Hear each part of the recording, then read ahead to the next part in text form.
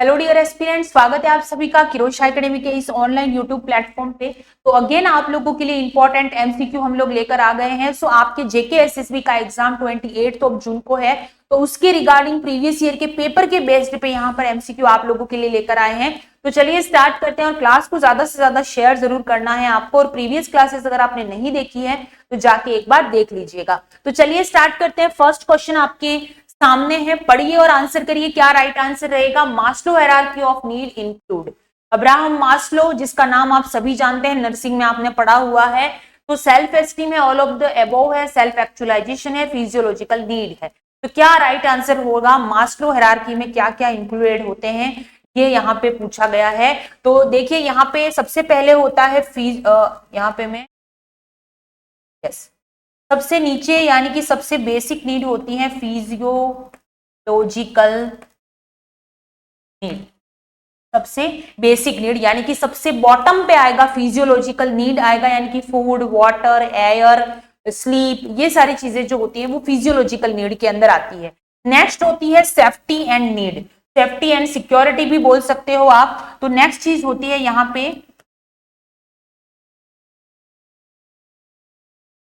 Safety need, यानी कि safety and security जो होती है आती है वो हमारे सेकंड नंबर पे आती है, that is safety and security. Safety need, ठीक है। तो थर्ड नंबर पे आती है love and belonging, love and belonging, ठीक है ना। नेक्स्ट आता है यहाँ पे सेल्फ एस्टीम, सेल्फ, लास्ट आता है सेल्फ एक्चुअलाइजेशन, ठीक है ना। तो इस तरीके से आता है, ये इस तरीके से चल रहा है। ये आता है आपका बॉटम में, सबसे नीचे, याद रखिएगा एग्जाम में कभी कभी उल्टा भी पूछते हैं, और ये आता है टॉप में। तो इस तरीके से सारे इसके अंदर इंक्लूडेड है, तो बी करेक्ट आंसर यहां पर रहेगा। नेक्स्ट है andragogy refers to learning by doing, adult learning, child learning या प्रैक्टिकल लर्निंग। आंसर करिएगा, क्या राइट आंसर यहां पर रहेगा एवरीवन। और हाँ, क्लास को एक बार सभी बच्चे शेयर करेंगे, साथ में आपको आंसर भी करना है। तो एंड्रागोगी का मतलब होता है प्रॉब्लम सॉल्विंग, पास्ट के एक्सपीरियंस से चीजें करना। ये सारी चीजें जो होती है उसको हम एडल्ट लर्निंग में इंक्लूड करते हैं। तो यहाँ पे करेक्ट आंसर क्या रहेगा? एडल्ट, बहुत सिंपल।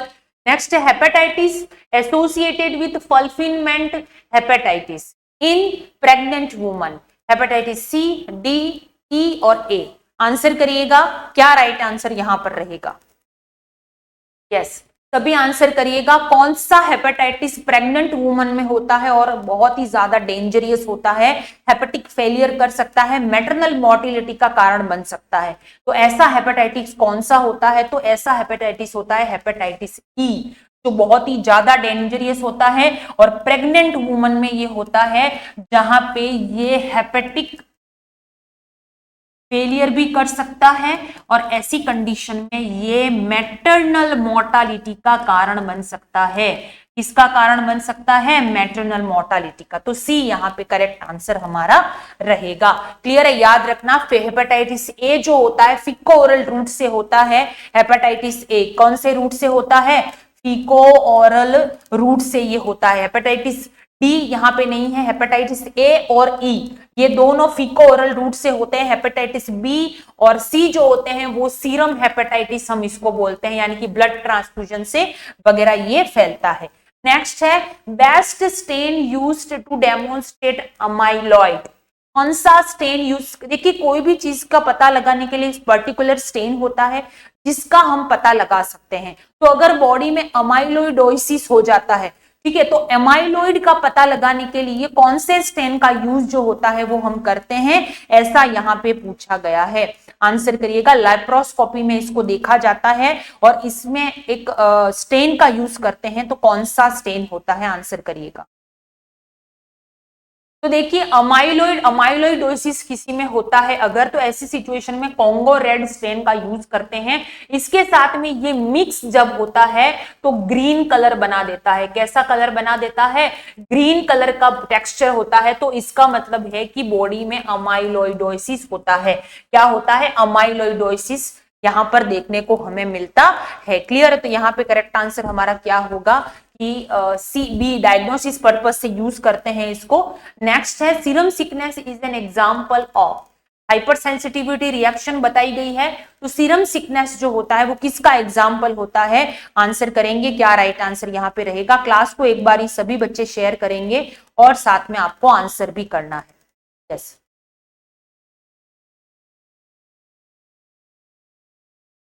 तो देखिए यहाँ पे 4 टाइप की हाइपर सेंसिटिविटी रिएक्शन होती है। यहाँ पे लिखी हुई है first, second, third and fourth, 4 number की होती है। पहली जो होती है वो इमीडिएट होती है, एनाफाइलेक्सिस होती है। कौन सी होती है? पहली जो होती है यहाँ पे मैं लिख रही हूं कैसी होती है, तो इमीडिएट होती है और इसको हम एनाफाइलेक्सिस भी बोलते हैं। क्या बोलते हैं? एनाफाइलेक्सिस बोलते हैं। इसमें आईजी इम्यूनोग्लोबुलिन एक्टिवेट होता है। किसमें? Type first hyper sensitivity reaction. Type second जो होती है जिसको हम साइटोटॉक्सिक बोलते हैं।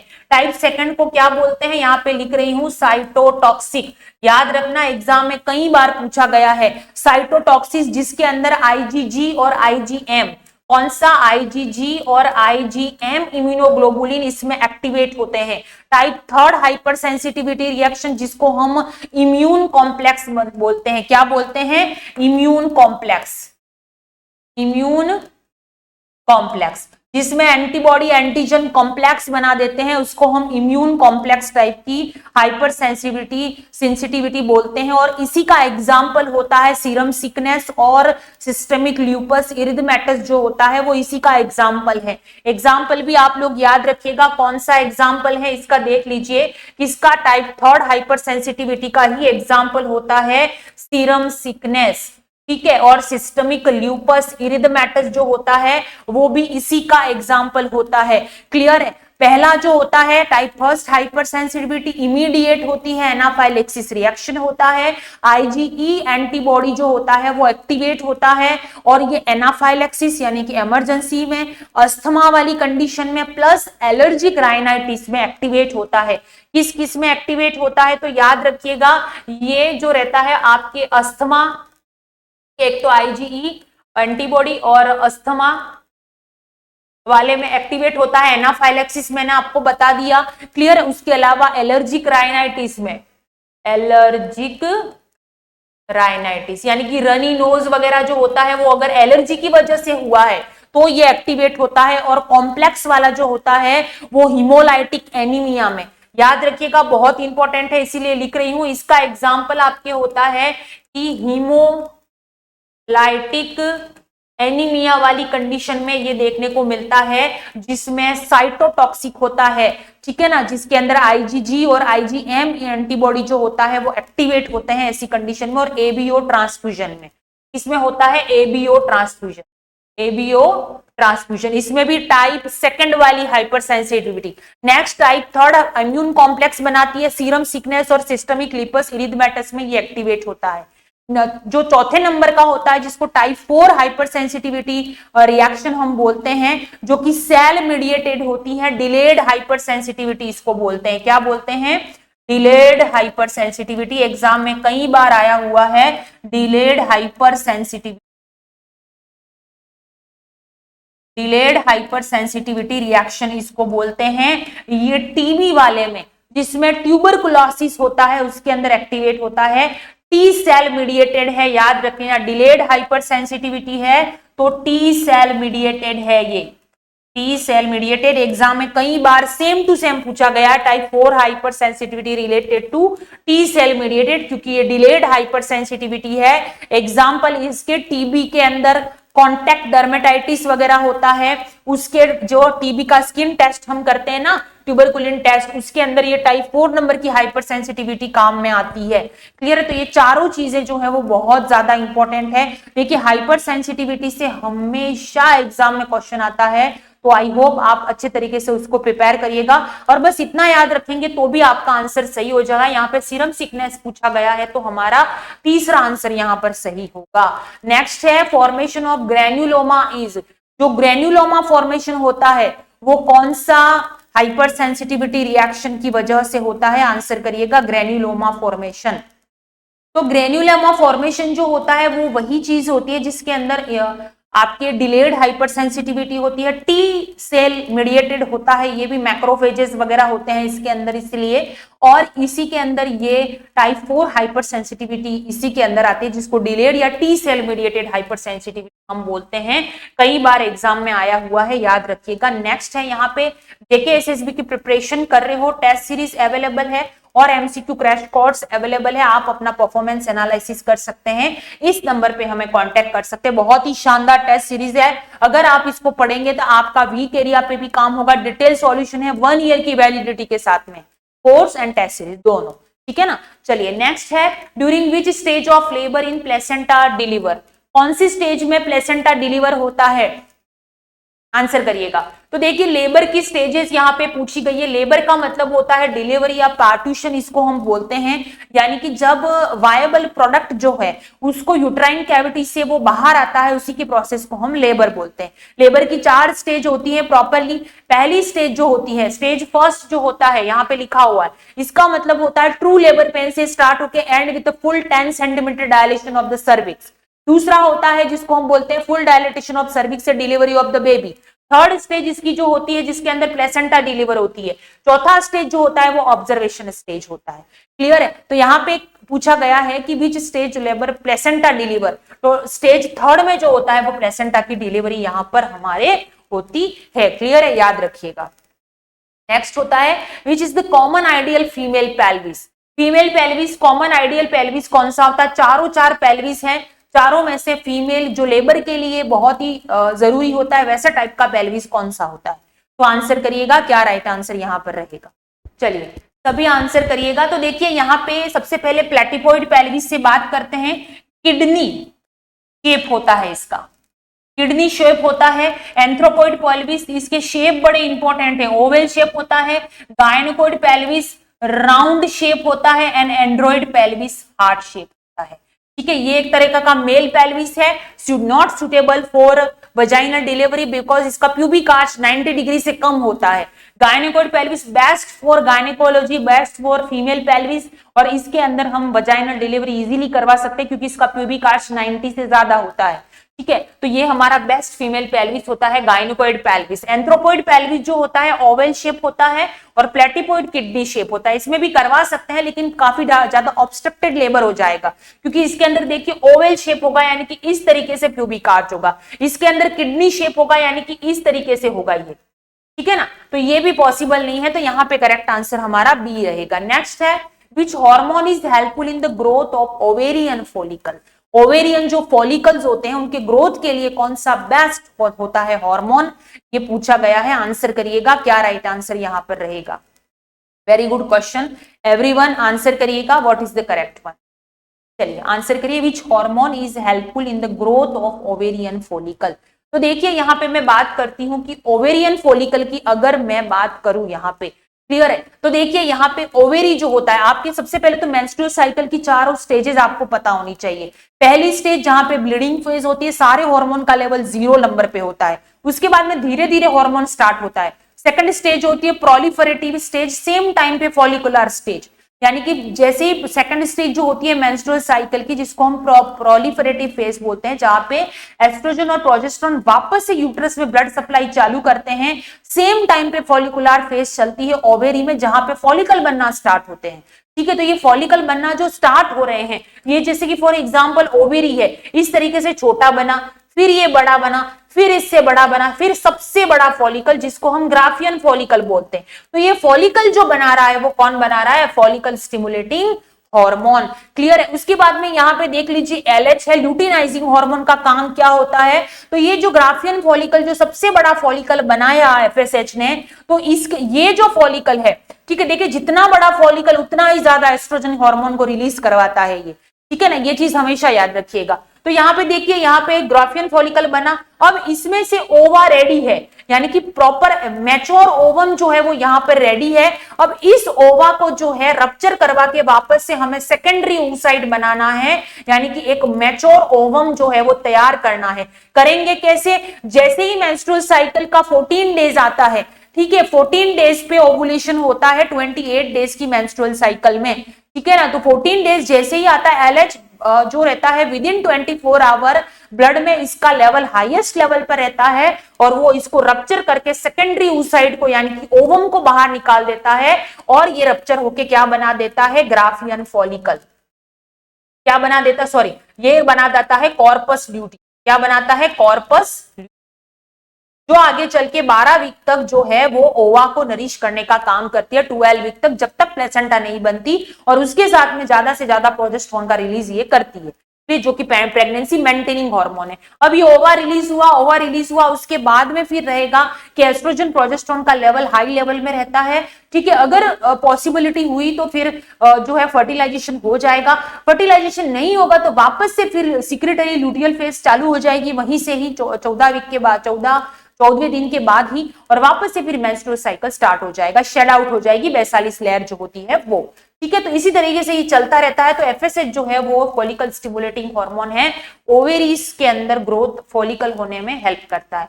Placenta directly anchored to myometrium, यानी कि प्लेसेंटा जो होती है वो एंडोमेट्रियम के डेसिडुआ लेयर जो होती है वहां पे अडायर होती है, यानी कि वहां पे वो इम्प्लांट हो जाती है, ठीक है। तो ये नॉर्मल प्रोसेस है। लेकिन अगर प्लेसेंटा जो है मायोमेट्रियम तक चली गई है, जो कि सेकंड मोस्ट लेयर होती है यूट्रस की, मायोमेट्रियम, तो वहां तक नहीं जानी चाहिए, तो ये वहां तक चली गई तो प्लेसेंटा क्या बोलेंगे? ये एबनॉर्मलिटी होती है, तो इसको हम प्लेसेंटा एक्रेटा बोलेंगे।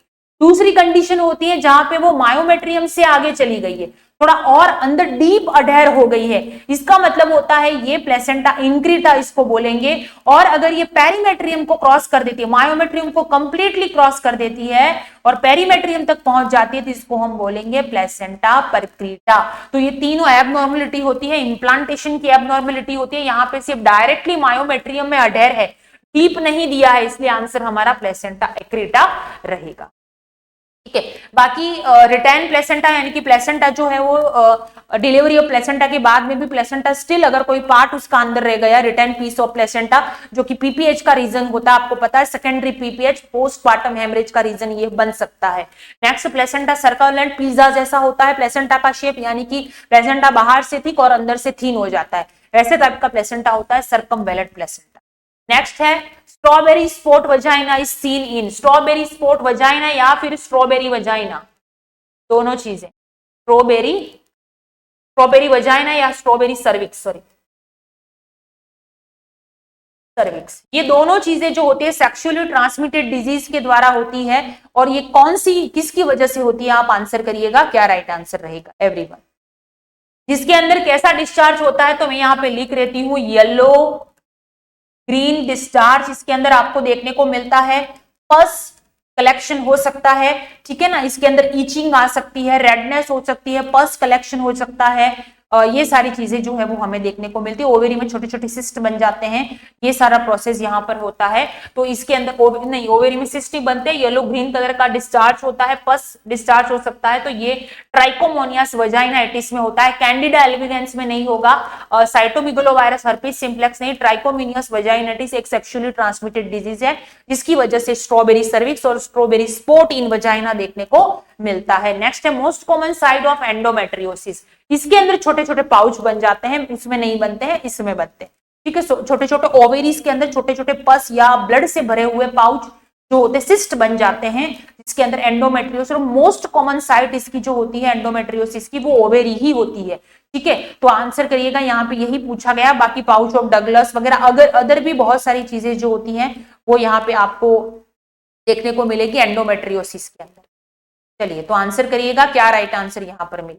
तो रिप्रोडक्टिव एज में जो वुमन होती है कॉमनली उसमें ये देखा जाता है एस्ट्रोजन डिपेंडेंट होता है ये, क्लियर है। और ओवेरी इसका मोस्ट कॉमन टाइप होता है। बाकी पाउच ऑफ डगलस में भी ये देखने को मिल सकता है, लेकिन बाकी यूट्रस सेक्टरल लिगामेंट जो होता है वहां पे भी मोस्ट कॉमनली ये देखने को मिलता है, पेल्विक में भी, लेकिन ओवेरी इसकी मोस्ट कॉमन साइट है। बाकी इसमें भी होता है लेकिन इतना नहीं जितना ओवेरी कॉमनली साइट होता है।